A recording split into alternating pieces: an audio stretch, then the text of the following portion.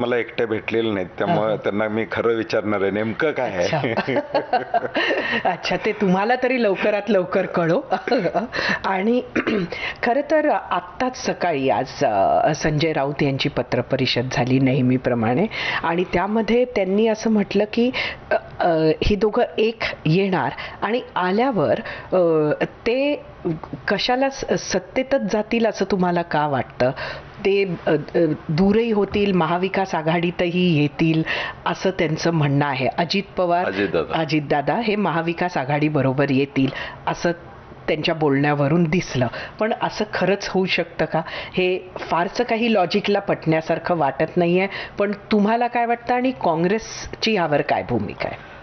अजितदादांचा अनुभव बघता अर्थ खाता त्यांच्याकडे आहे, त्यामुळे सत्तेचा खरा अर्थ त्यांनाच कळालेला आहे. त्यामुळे ते सत्तेपासून बाजूला येतील असं मला काय वाटत नाही.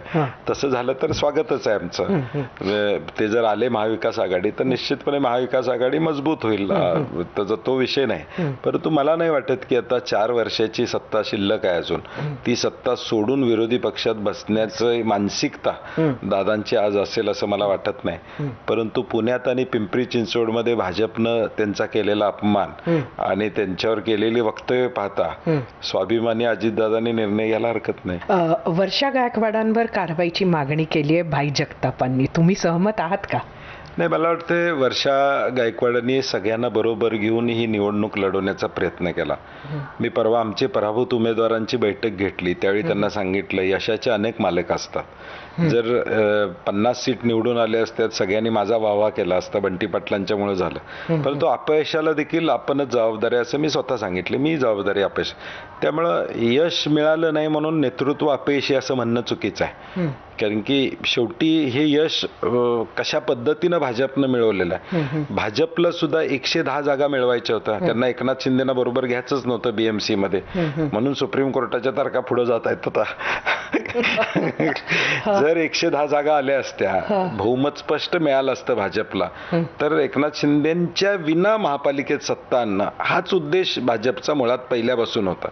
आणि म्हणून तुम्ही सगळ्या मुंबई महापालिकेचं सीट वाटप बघितलं, युती होणार नाही अशी चर्चा होती.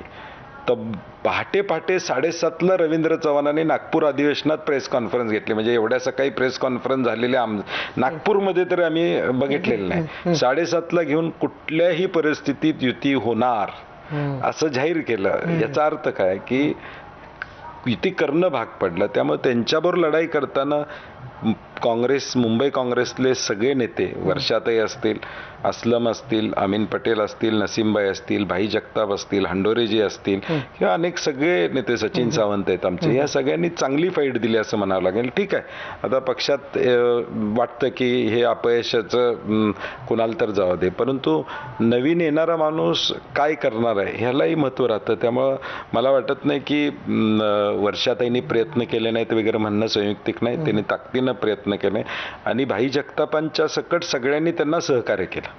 माझं उलटं म्हणणं आहे की कोणी सहकार्य केलं नाही असं नाही, शेवटी जॉईंट एफर्ट सगळ्यांनी लावले. वर्षाताई सहमत आहेत का? नाही, ताई सहमत आहेत त्याला. कारण की काँग्रेस कुटुंब म्हणून आम्ही एकत्रच आहोत. ठीक आहे, आता निवडणूक झाल्यावर थोडं इकडं तिकडं होतं, परंतु ते शेवटी एकत्र करून सगळ्यांना पुढे घेऊन जावंच लागेल आम्हाला. कोल्हापूरला जाऊया परत थोडंसं. तुमचे एकेकाळचे मित्र होते, आता कट्टर वैरी आहेत, धनंजय महाडिक. काय गडबड झाली? नाही, मला वाटतं त्याच्यावर मी बऱ्याचदा उत्तर दिलेलं आहे. 2014 साली ज्यावेळी आम्ही काँग्रेस राष्ट्रवादी म्हणून निवडणुकीला सामोरं गेलो, आदरणीय पवारसाहेब असतील, अगदी अहमद पटेल त्यावेळी होते, त्यांनी सांगितलं की हे विसरून तुम्ही एकत्र आलं पाहिजे, कारण